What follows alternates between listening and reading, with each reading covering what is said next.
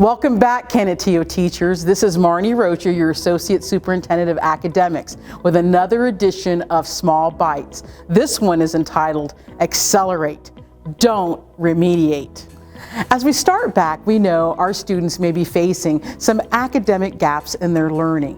And so a big question that teachers ask are, how do I get students back on grade level? The most common approach that we use as teachers is something called remediation. And remediation really is when we teach students content from the year before because they may not have learned it adequately or may not have learned it at all. We spend our time going over the things that they should have learned with the idea that we'll eventually catch them up. But you know what? It rarely works. Instead, the best approach for teachers to use is acceleration.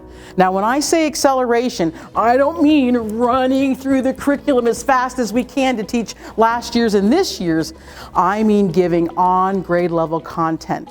That's right, on grade level content. And then during the lesson, when we come up to something that a student may have needed to learn last year, may not be strong at, we spiral in those TEKs for just-in-time intervention.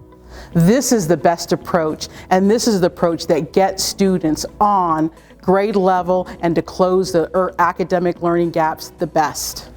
Now, to better explain accelerate, not remediate, I'd like you to listen to a little story.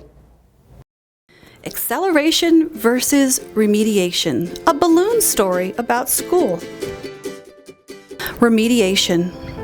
Bouncy missed a lot last year, so this year his teachers decided to teach him all the things he missed last year before they taught him the new stuff. He didn't do the same work as his friends. Acceleration.